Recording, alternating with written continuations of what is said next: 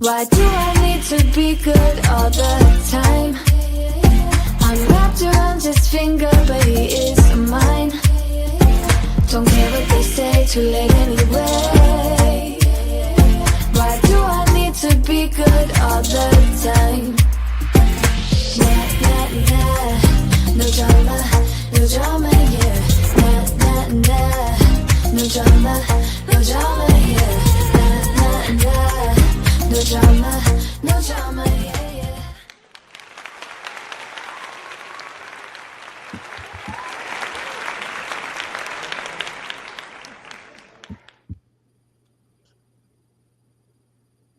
Hey everybody, happy Tuesday, and welcome to Moo Night, y'all. Moo Night at Kleaning Life with Kia, and good evening. Thank you all for being here. Yeah, so I did not feel like changing again. It's 8 o'clock at night, but it's cute, huh? Got my pink moo. So my homegirl gave this to me. It was my birthday weekend, and she be ordering. I think she ordered off a TikTok shop. She was like, "I got 3 of them, and they were like different. You want one?" And I was like, "Hell yeah!" I said, "Move." My neighbor saw me one time. I had stepped outside on the porch. She saw me. She said, and my neighbor, like 70, almost 80 years old. She said, "Honey, you ain't a lady unless you got a moo." I said, "Yes, and we're ladies." And she was out in hers as well. So I'm good and I'm comfortable and I'm happy to be here, y'all. Um, Thank you all for being here again. This is my name is Kia Smith. I'm the owner and founder of Help Now. It is a small cleaning, decluttering organization business here in the Tulsa, Oklahoma surrounding areas. And I'm using my business as a platform here to basically just talk about all the things that cleaning and life and everything in between brings. And hey, Jonna, happy Tuesday. Thank you for being here, hon. She's so sweet, my friend. But again, like I said, I'm the owner of Help Now. And at Help Now, our mission is to help our clients manage their home and organize parts of their lives that matter the most and communities together through complete household management. We have a passion to help heal and nourish our clients through life, whether they need help now or later. So again, and thank you for everyone that's joining me live. Thank you to everyone that's going to catch the replay after the show tonight. I really appreciate it. So we're just going to have a real chill evening. Like, it's been a really good day. It's been a long day, but it's been a good day. I can't complain. I'm comfy. I got my moo on. I got my pillow. Got my owl pillow. I love owls, y'all. That's my thing. I'm really happy. I'm really happy and comfortable. It's been a good day. So what is up with y'all? What has been going on? Life has been lifing. It seems like it's been forever since I've had a show. So I was just so excited to be here and get this show, get this episode put out this evening. So, if you're just tuning in, sometimes I ramble. Not sometimes, I would be rambling all the time, either at the beginning or the ending of the show, and sometimes the both beginning and the end. But it's my show, and I be doing what I want. So just hang tight, just hang tight. So I have to share. Today is day 37 that I've had no sugar. So I'm super excited about not having any sweets or any sugar for 37 days. So initially when I started, I was just gonna go, started like on the 1st of June, and I was gonna go to my friend's birthday. Her birthday was on the 23rd. So we were gonna go to the 23rd, and then we were gonna hook up and do something for her birthday, and we were gonna have some cake and, be able to, but then there was a change of plans, and I didn't get a chance to go out of town to celebrate with her. And so I just continued it. Because by the time the 23rd got here, I mean, it was her birthday. So of course it's like, well, if you want to go ahead and have, some cake or whatever, that's cool. But after you go so long, it kind of just, it's kind of, when it gets out of your system, you just don't crave it. Now, backstory, I've done this before and it was for 30 days. I made it to 30 days, felt amazing. But as soon as day 30 hit, I was just like, well, I went 30 days and I didn't even want the sugar. I didn't even want anything sweet. But I'm just testing my own will, I guess. I'm like, well, I can eat something, just a little bit of something, and it'll be all right. I'm not going to get hooked. I haven't been, eating it and blah, blah, blah. And side note, I'm not really huge. I'm not a huge sweet eater, but sugar is just bad all the way around. I don't care how much or how little you consume it. It's just not good. And then some of us are just more prone to certain things than other people. So it just be even the little that I was eating, it was just doing me in. And I was just noticing, like the brain fog. I was just like, I know I can do something to help myself naturally. So I'm like, this sugar ain't nothing ever good about the sugar. So I noticed like the brain fog had been going away. And I had noticed like, oh shoot, I would look getting older for this. Tell on myself age, but I was having like inflammation, like my joints and stuff like that. And I'm like, I know it has to be an easier way. And I was not considering, I am. I found a trainer, but I didn't want to start training. And I was all achy and feeling some type of way. And it was like, here, just give up the sugar and just see how you feel. So the last time I did it, it was wonderful, gave it up, but then I started eating. And that one little thing that I ate, it wasn't even much. I just know, I guess when the sugar get into your bloodstream or something, you go crazy. It's really a drug. And so little by little, I just started back eating it gradually again. And then here, I'm back at it again, and the brain fog and all the stuff that I was dealing with before, it comes back, of course. But this time, same thing, got it out of my system, don't want it. It's like, here, if you're not craving it and you don't want it, why would you mess your own self up like that? It's not something that you're craving, you don't want it, you just playing with yourself, you're playing with your health. So if you don't want it, don't mess with it, don't eat it.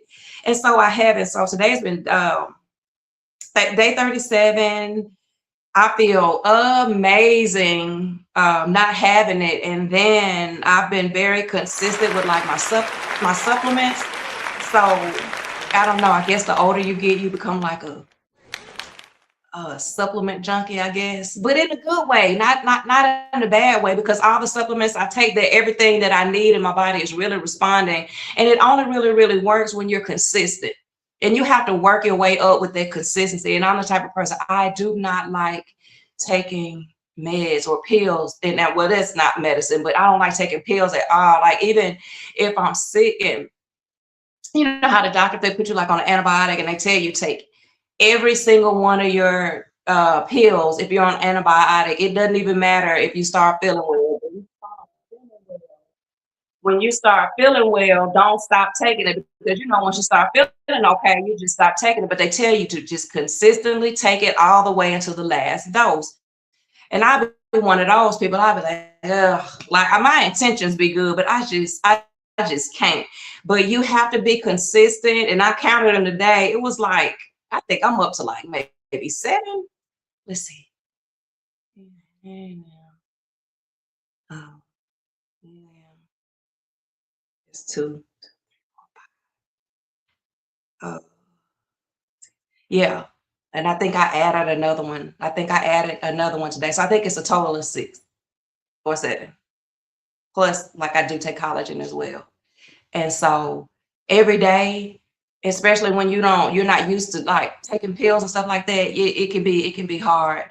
But I've been very consistent with the supplements. I've been on top of my water. I've been top of my boundaries, and I feel absolutely amazing. Like my gut health is good. My skin is responding. I can tell that the brain fog is kind of, withering away some. Now I still deal with it a little bit because I already know, like I deal with like perimenopause, and that is just part of it. And I'm cool with it. I mean, I'm not cool with it, but I'm cool with it because that's just where I am in life right now. But it's better than having a perimenopause and having the sugar working together. It's just not good. And so now I feel so good. I've kind of like gotten addicted to feeling good. Like it's 8 o'clock, and typically I would just be exhausted. You know, I'll perk up for my show or whatever, but I would just be exhausted. So I feel really good. I hope y'all are feeling good too. I hope y'all are taking care of yourself because it's so many things out here that will lead you down a road of ailments. And all of us to be healthy, and not only just physically, but mentally, emotionally, you know, all the ways, all the ways. So I hope you're taking care of yourself out there. School is about to start. It's about to start soon. It's almost over. Like the kids, I didn't even want to hear it because I said, once July get here, it's over. And he right. And they're starting school early this year. I think they're starting like the 12th of August. I think that's what they said. So just a little bit less than a month. And I'm just like, oh my gosh. And I'm ready, but really not so ready. The kids don't bother me. They just be eating all day and all night long. That'd be the thing. But I mean, you can't argue with your kids eating. And if you're blessed enough to feed them and they're nourished and they're happy and they're healthy, you can't complain. It's just, you know, having all boys and they'll just eat you out of house and home. But, you know, that's why I be taking my butt. That's why I be taking my butt to, work. But anywho, so tonight's topic is the story of my life, the story of my whole entire life. And it's cleaning with kids in the house. Sweet Jesus. I mean, cleaning with kids in the house. Expectations, boundaries, and sanity saving.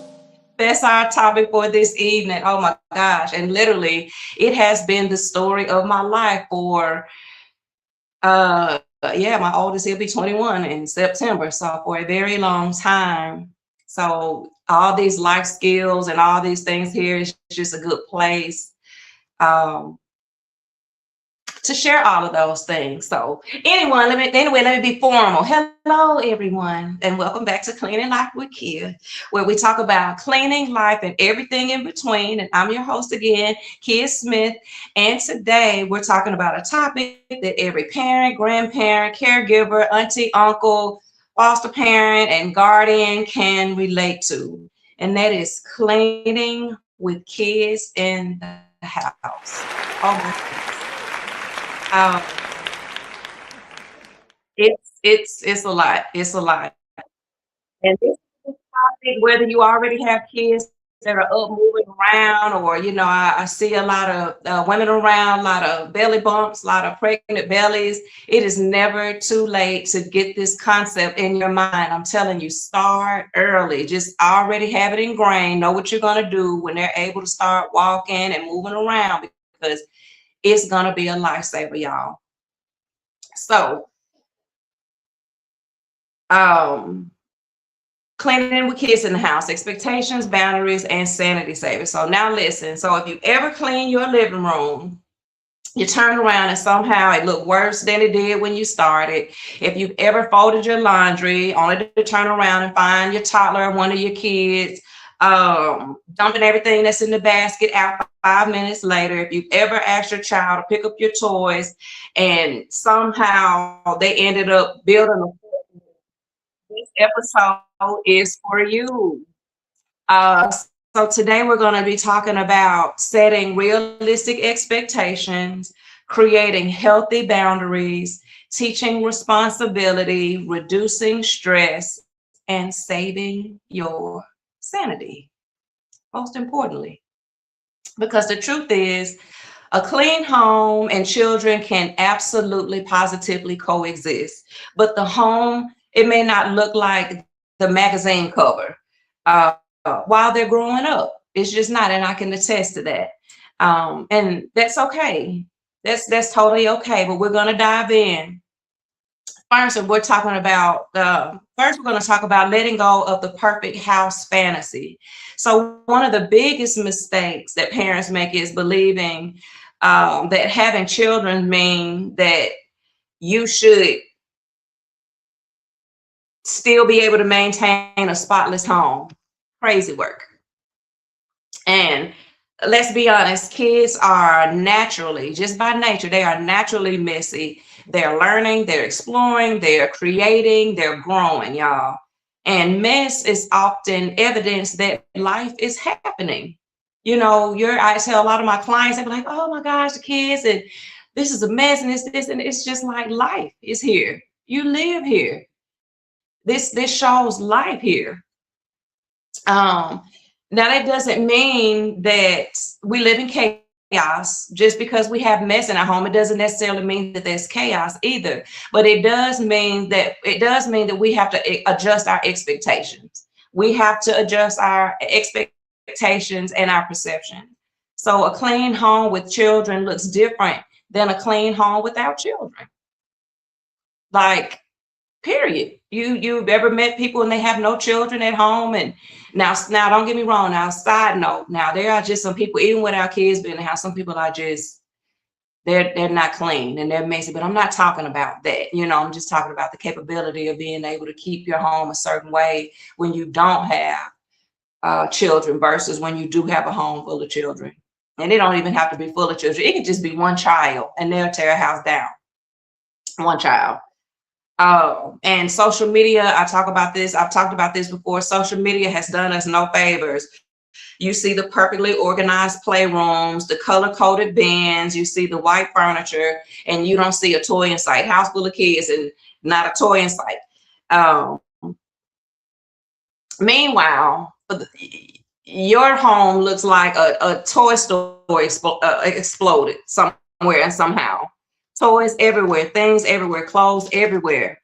Don't compare your real life to someone else's highlight reel. A lot of that stuff is just for show. You have to ask yourself what is actually important in my home or in your home. What's actually important in my home? And it may be clean dishes.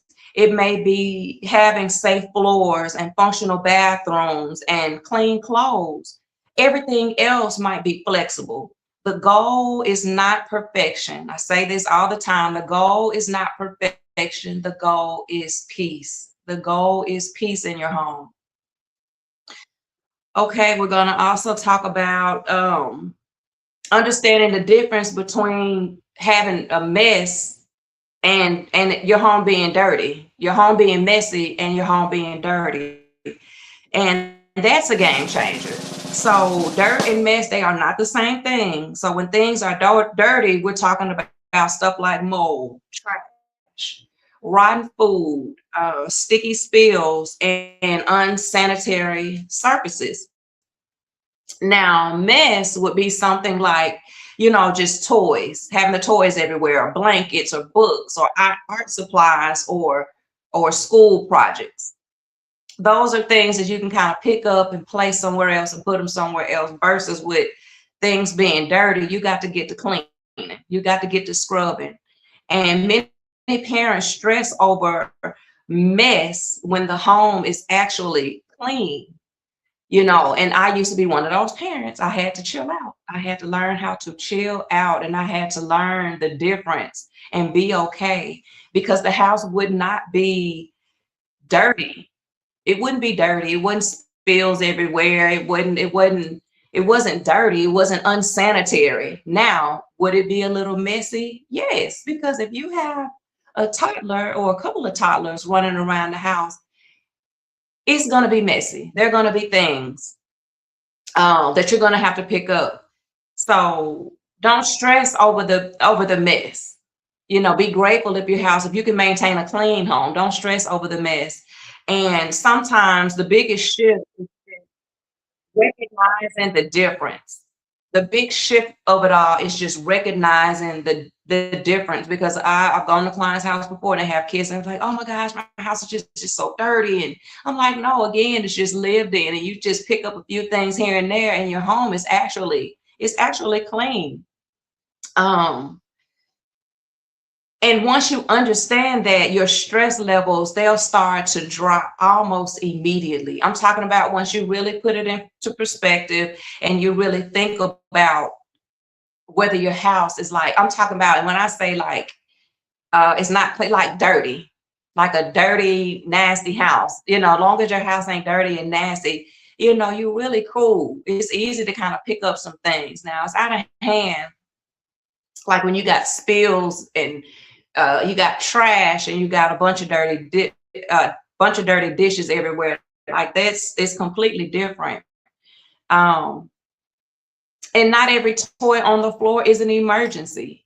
So when they have those toys kind of scattered, they're playing and they're growing. That's just part of what they're supposed to do. It's not an emergency. And I would rather, oh my gosh, clean up a mess any day than to have to clean up behind, like actually clean.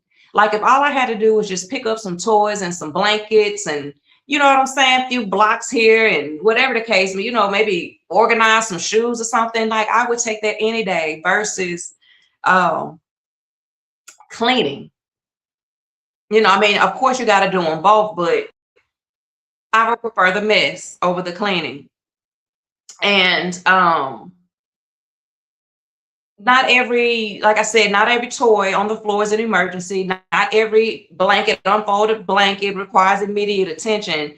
Sometimes we can enjoy our families first and clean up or tidy up later. And I think that that's the important thing. You can get so caught up with trying to maintain and have this presentation and you want it to be a certain type of way, you really um, forget the important thing, and really it's to enjoy those little messy I have to call them something, those little messy children. You know, we need to enjoy them. Don't focus in on it. And I know it's stressful, and it is. You're working and you're trying to keep yourself together. You're mental, you're taking care of the kids and whatever, and all of what they got going on, and you're trying to pay your bills and you're doing this and you're doing that. So it is a lot, but I think when you put a lot of that in perspective, it just makes things and it makes life a whole lot better. So talking about the little kids, well, all the kids, just kids in general, we must set age appropriate expectations. One reason parents become frustrated is because the expectations do not match the child's age. It doesn't match the child's age. So, you know, for example, just for example, we have like your ages 2 to 4. They can put toys in a bin, they can throw away trash, and they can put clothes in a hamper. Basically, they're just, you 2 to 4, they're using their motor skills, they're picking up toys and moving around all the time. So you can guide them and teach them how to pick up whatever it is. A 2 to 4-year-old can pick up easily anything. Well, not anything, but you know what I mean. So far as cleaning, you know, toys and trash and clothes, they can pick those things up. And you can direct them to where they're supposed to go. And you make it a thing, you make it a routine. You make it fun. And even as early as 2 to 4 years of age, they can clean. They can help clean. Now, what they cannot do is deep clean anything. They can't deep clean nothing. A 2 to 4-year-old cannot deep clean anything. They cannot organize effectively. They cannot organize at all, really. You know what I'm saying? They can go pile some stuff up and put it somewhere, but they cannot organize effectively. And they cannot follow complicated instructions. Their attention span is like that. You know what I'm saying? They cannot follow instructions like that, but they can say, you can say, hey, Kabai, go put that in the toy box. Go put those clothes in the dirty clothes. Like that's simple. Those are simple instructions. Now, between ages 5 and 8, they can do stuff like make beds, they can wipe tables, and they can sort laundry. That is age appropriate for a 5 and an 8-year-old. Making a bed, and granted, it's not going to be perfect, and that's not the goal. It's not perfection, it's just having peace, and you're teaching them and you're guiding them, because they'll get better over time. If you're consistent and you stay with it over time, they're going to be the best little bed makers. They're going to be the best little table wipers that you ever seen in your life, as long as you're consistent. Ages 9 and 12, they can vacuum, they can sweep, they can load the dishwasher, they can clean bathrooms with supervision. You don't want to have those kids in that age range between 9 and 12. They're older, but they're still not old enough, you know, to be in spaces where they're having to deal with cleaning products and chemicals and all of that. So safety first. Now, these teenagers, they can do pretty much almost everything that adults can do. Yes, I said it. Everything. Everything that adults can do, these kids can do too. The laundry, the bathroom, the kitchen cleanup, the meal prepping, the mopping, and organizing. They can do it because at this point, their brains are developed enough to follow complicated instructions. They know not to be in there sniffing chemicals when they're, you know what I'm saying? They know, they're aware. But all of it, just like I said, the key is consistency. Children don't magically become responsible. Responsibility is taught. I really get annoyed with parents. They be fussing at them kids and they be so irritated and yada, yada, yada. But you didn't teach them anything. And then all of a sudden, it's just like, boom, they wake up and they're 15 years old and they don't know how to make a bed. They don't know how to clean the bathroom. They don't know how to sweep the floors. They know the concept is not like sweeping the floor is rocket science, but it's levels to that and it's methods to it as well. But if you haven't taught them anything, you know, the parent might, it's just sweeping the floor. Well, guess what? There's a right and a wrong way to do everything, even something as simple as sweeping the floor. And if you don't take the time to teach them, that responsibility and how to do things, is your fault. So don't get mad at the kids. I hate when they get mad at the kids. Now, I'll be cussing mine out because they know better. Because I've been teaching them from day one. From day one, they know better. Listen, I had to cuss this morning. It was like between 6:20 and 6:30 this morning. I heard that trash. I heard it's this Tuesday's the trash day. I heard that truck, that garbage truck. And I looked outside because typically, Eli, that's his responsibility. I said, until you can get it together without me having to say something to you, that's going to be your forever chore, one of your forever chores. Listen, I heard that truck this morning. Look, I was trying to lay in the bed as long as I could before I got up. It was time for me to start my day and get ready for work and all of that. I heard that truck. And I hate because we go through a lot. We have a lot of trash. I don't know what they be doing. They eating. I know what they're doing. They're eating all up in here all day long. Trash just be going out. So I hate missing a trash day. So I had to get up cussing and fussing this morning. He be in a deep sleep. Don't be wanting to wake up. But I heard that truck and I looked out the window and I saw that trash wasn't out. I'm going in there. Hey, get and look, early in the morning, he didn't have to take his butt out there again. I've had this conversation on the podcast before. Just have to just stay on him. But he knows he's responsible. He knows what he's supposed to do. And I mean, and they're not going to hit the mark all the time. But I be on them because if don't nobody else kids know, mine know. Like mine know what to do. Because I told myself the minute I started having kids, y'all are not going to throw me up under the dirt with this cleaning, because I know that's important to me. Like I breathe better, I think better, I move better, I live better in a clean, functioning home. Like I said, it don't have to be perfect. I'm not shooting for perfection, but it does have to be peaceful. And I ain't peaceful when the trash is piling up, and I ain't peaceful when the dishes aren't washed. I ain't peaceful. So, you know, I had to teach them their responsibility, and they all do like a great job. Now, I will admit, I started late with him, and then he the baby, and then he just different anyway. So I don't know. It's just something about the Eli.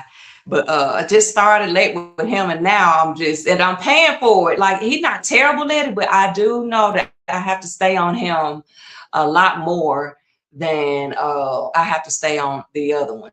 I think I have to stay on him the most, and then maybe Kaden might be next, depending, and then there's Kabai. So it's just never ending. But again, responsibility is taught. Don't be fussing at them babies if you ain't taught them nothing. Shame on you if you do that.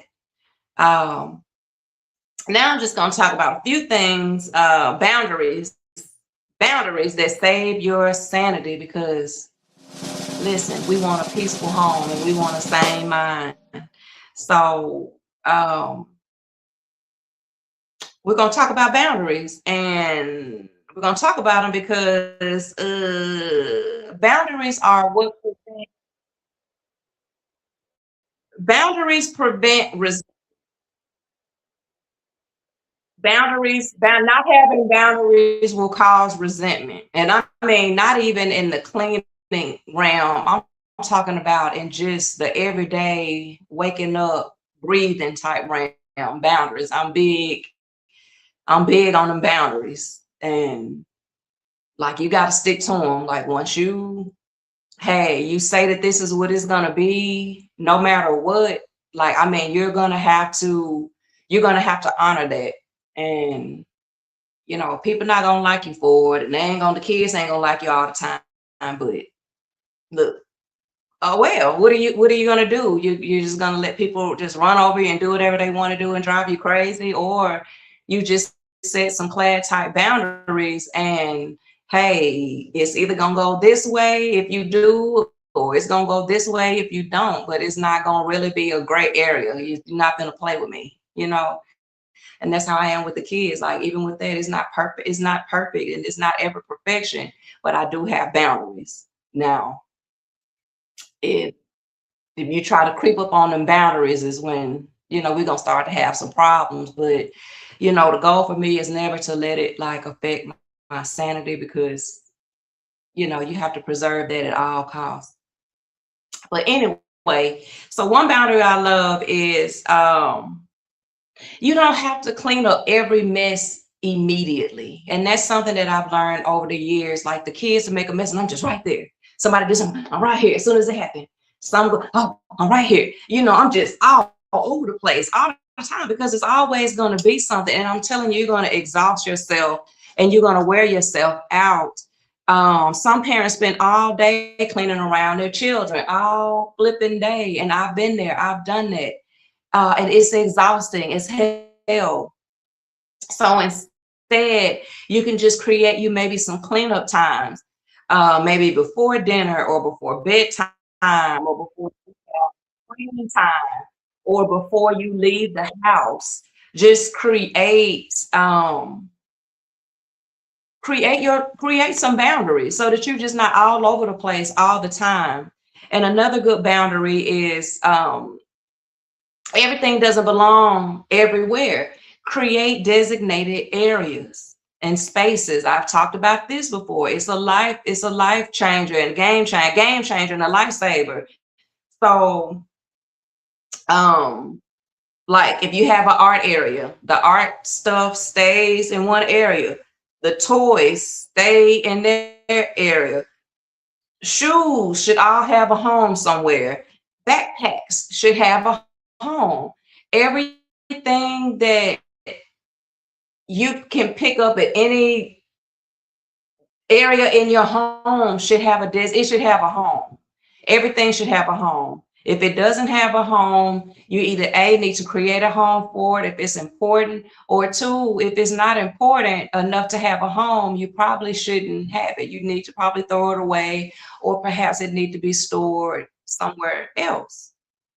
The less of wonder and clutter that you have, the easier your life becomes. And then that's what it is. It's just wonder and clutter. Everything has a place, but for whatever reason, it's just wandering all over the house. Just put everything where it belongs. Another boundary, and this is for, us parents. Parents are not personal maids. Let me say that again. Parents are not personal maids. Oh my gosh. So helping children is different than doing everything for them. Again, helping them and doing everything for them are two completely different things. And you gotta get that through your head, because it's so easy. And I've caught myself doing it, like while they were growing up, and even like today. And I think like even like today is not so much as I'm trying to hinder them from doing it. Sometimes I just get annoyed. I just like, give it here, and I just do it fast and quicker myself and better myself. But that's not something that I do all the time. I'm just let me do it and get it on out the way. I'll just be doing it for like time and my mental sanity purposes. But I'm just saying, as you're raising your children and they're on this journey, it's just better to help them than to do everything for them. You're gonna regret that if you do, believe me. Um,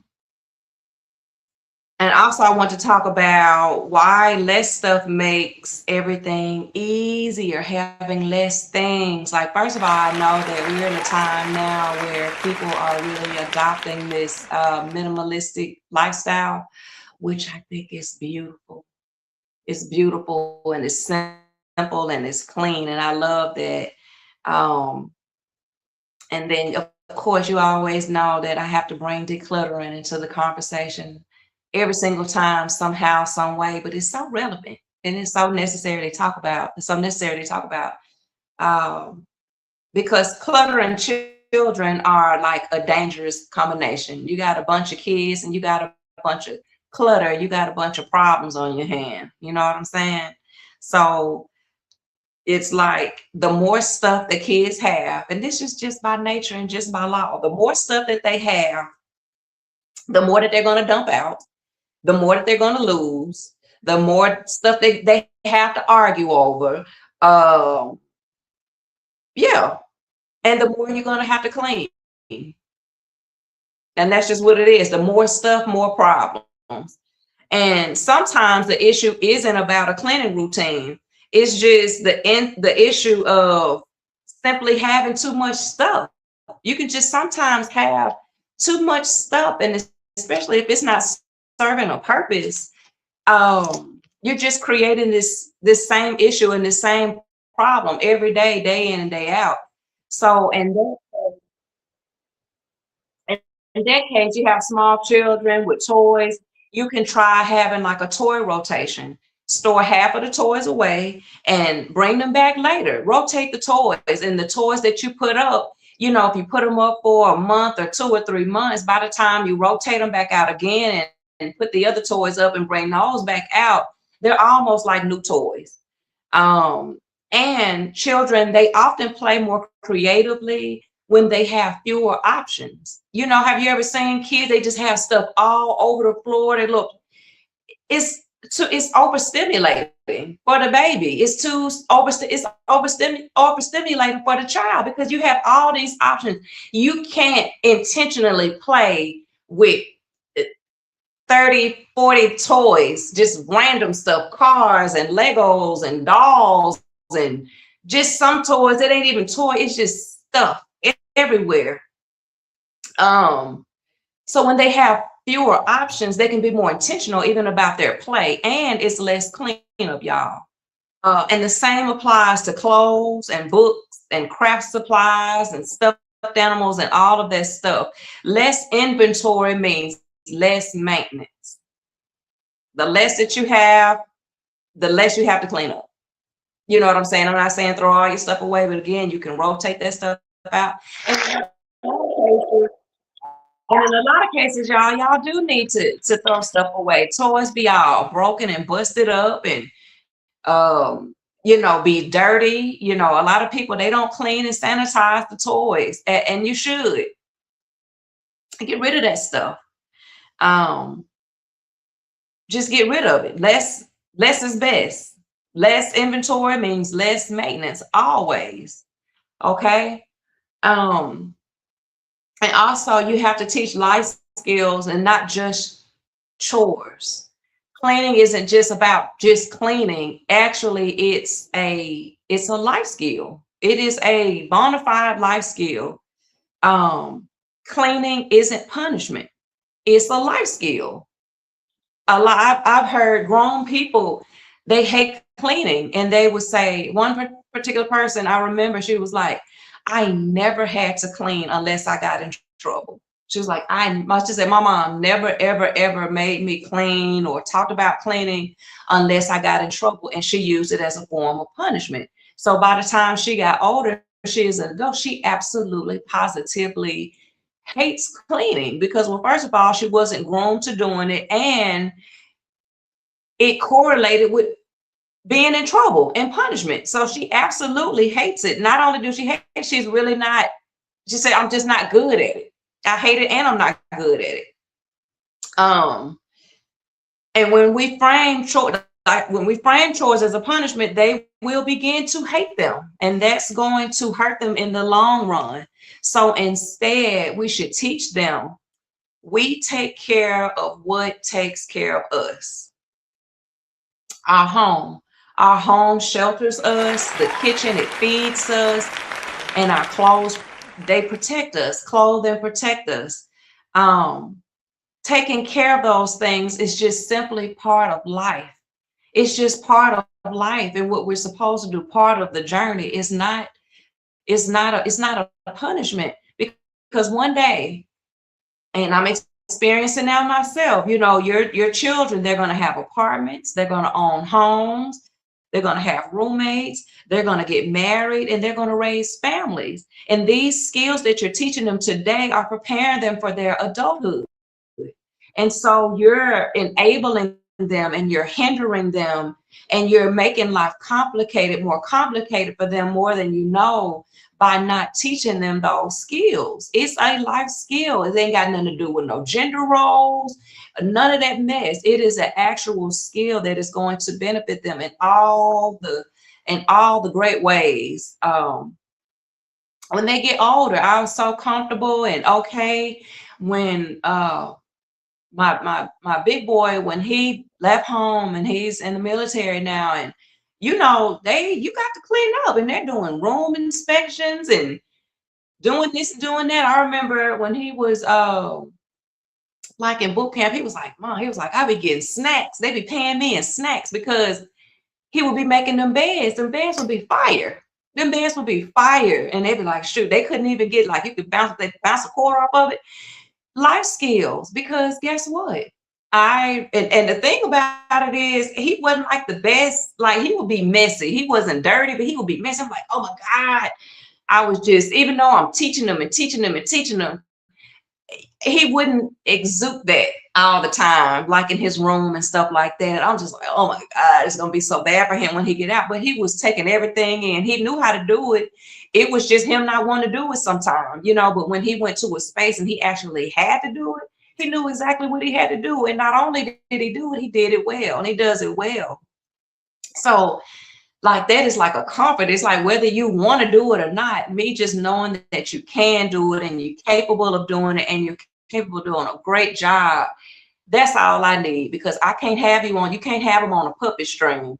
You know, once you cut them loose and they're out here on their own, whatever you taught, whatever you instill, whatever you poured inside of them, that's what's going to show. And I don't want any of my kids to be out here depending on nobody like that. And I don't want them to have a hard life. You know, your life will be hard. You know, not having those skills and acquiring those skills. And as the parents, it's our responsibility to instill and to teach them those skills. So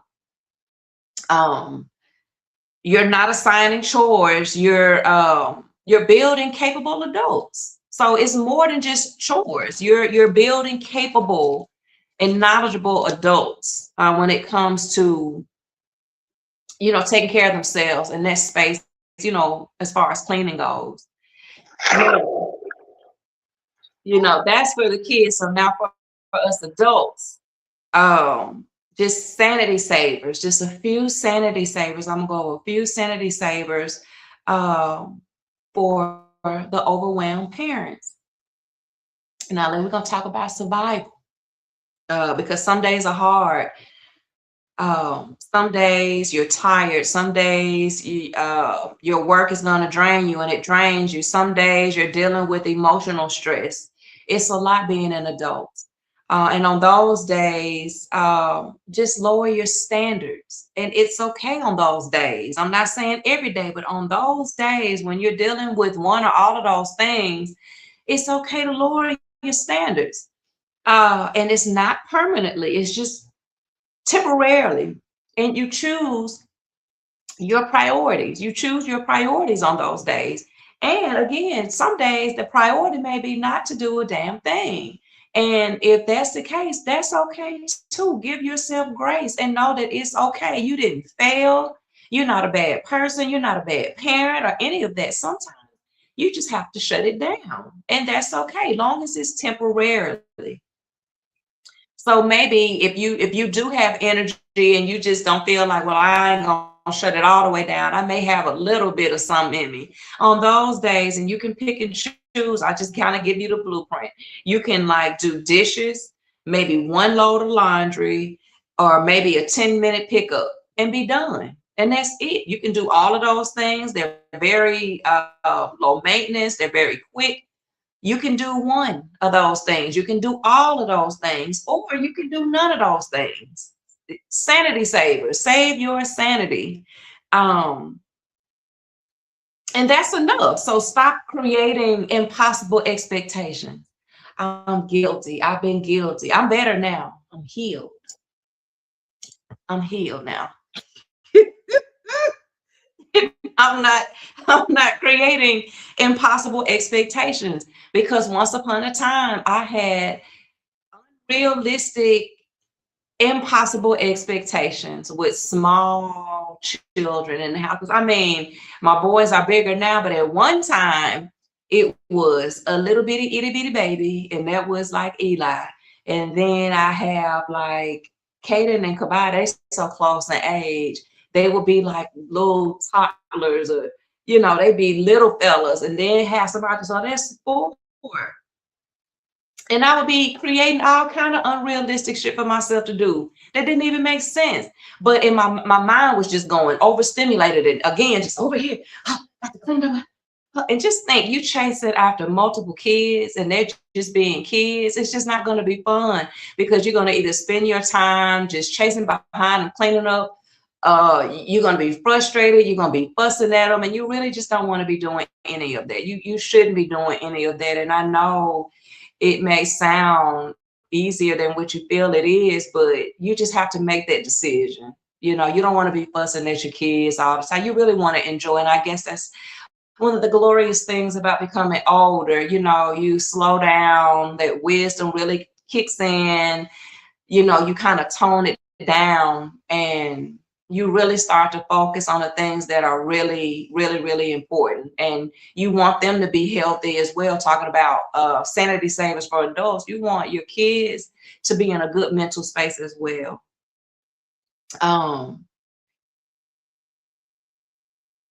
Your home serves your family, period. Your family does not exist to serve your home.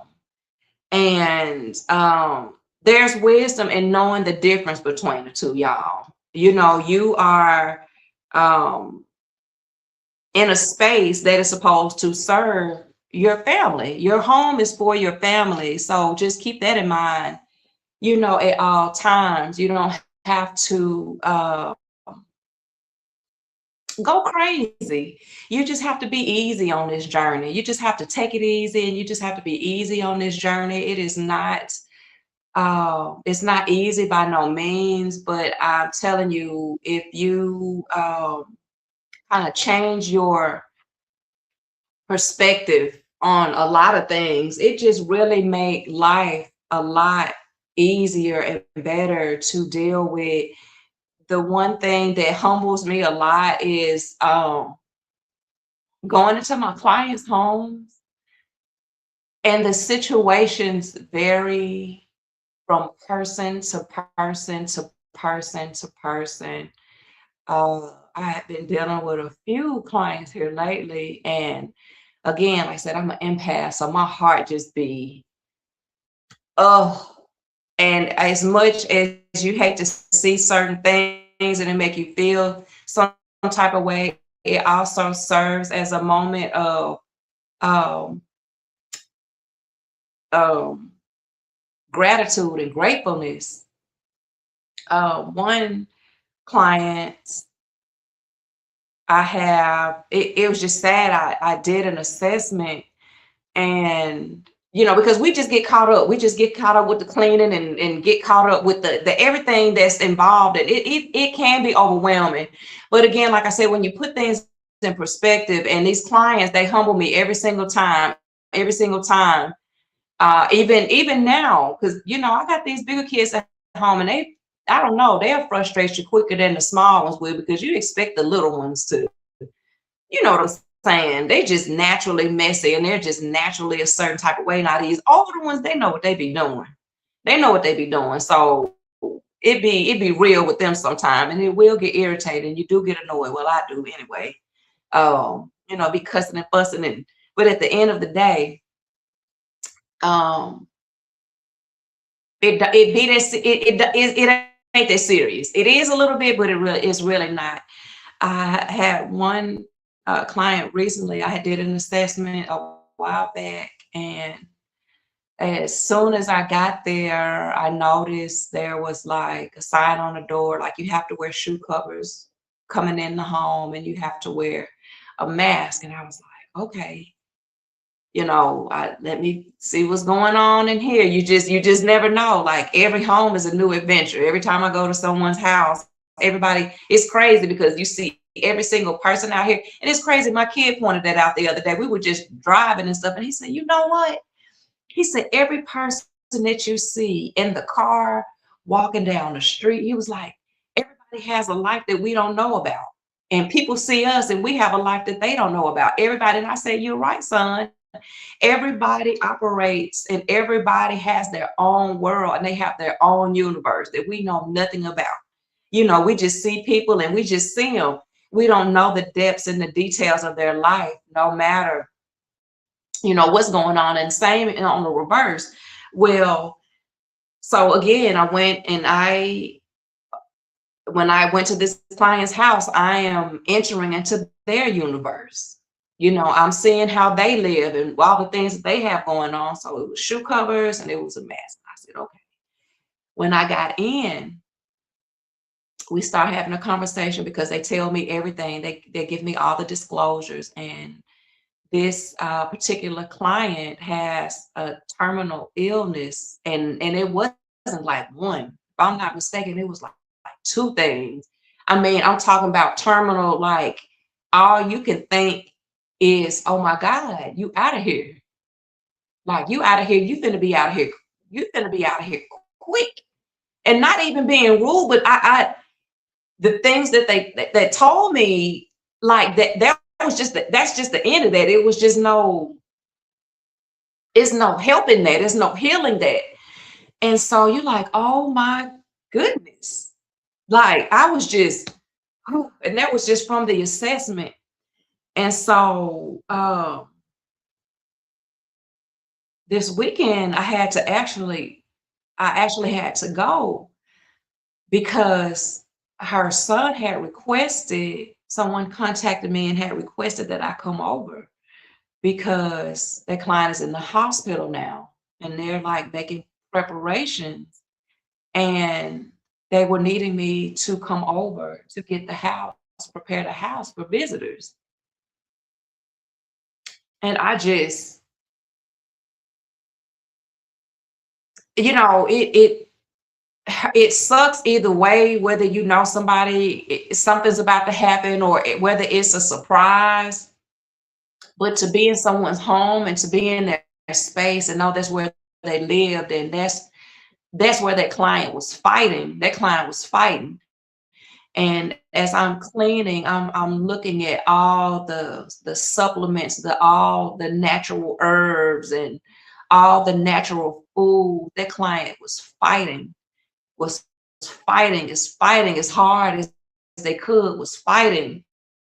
And at the end, I'm over here cleaning up, and like she's where our son had be over there, but she's on the phone. Someone had orchestrated, someone that I knew was in touch with me, kind of making all the arrangements, but she was talking to the person that was talking to me, and was wanting to make sure that things were a certain way, because it's like, you know, your demise is here and you want it to be a certain way so that even after you're gone, when the people come in, you know, things are clean and in order. And yeah, I don't know. It just, I ain't gonna lie, it messed me up. And me and with Kabad, we went in there and we did our job, but that's what I'm talking about, putting stuff in perspective, because at the end of the day, like, it's like, damn, you know. And I've had about, I think at least 4 or 5 clients where that's been the case. Somebody was on their way out and they went out. There have been accidents that have happened, family coming in, people just got older and passed away. And you go into their home and that person had their own universe. They had their own world that I knew nothing about. And I went in to clean and I learned little bits and snippets of it all. And it just reminds you how precious life is. And, you know, like I said, it is a big deal, because even in that space where she knows she about to just kind of, you know what I'm saying, it still was important that someone came in and cared for her home. You know, that's important to her, even in the last moments. And that's, I don't know, it just blew my mind and it just humbled my heart, because we just kind of be out here, like I said, in our own world, in our own universe, complaining about things that at the end of the day, it really don't even matter, but they kind of matter. And then I have another one who's older, don't have a soul to help her, dementia. And when I say not a soul, no family, no husband, no cousins, no nieces, no nephews, just nobody, just literally. And her space is closing in on her. And that's her universe. And to have nobody there to help do anything. This client, she falls a lot and she has dementia, and she has it, but she knows she has it, but she still repeats that she has it, but she does know that she has it. And she'll just tell you, I'm going to repeat things over and over and over again because I have dementia. And having dementia, that's a scary thing. I'm telling you, that's why I'm saying, honey, I'm so glad I gave up that sugar, because shit, I was forgetting shit left and right. And look, being around people, and I've been around a few people that dementia is a booger I'm telling you. And I be forgetting stuff, and I be nervous, be scaring the shit out of me. Like, oh my God, oh, I can't remember nothing what's going on. Like I don't wish that on nobody. And I noticed that improved, like the brain fog and me remembering stuff, just giving up the sugar. So I'm just putting that out there. You know what I'm saying? It helps a lot. I can attest to that. But just be grateful. Be grateful for every moment that you have. It's never ever enough. It's just never ever enough time. And we just kind of get hung up on these things. So I just be wanting to come here and just let y'all know that, you know, let's hold each other's hand. We can get through this stuff together. It's not a really big thing, but it is kind of a big thing. Because they just, like I said, Why just do I need to be good all the time? I'm wrapped around his finger, but he is mine. Don't care what they say, too late anyway. Why do I need to be good all the time? Nah, nah, nah. No drama, yeah. Nah, nah, nah. No drama, yeah. Nah, nah, nah. No drama.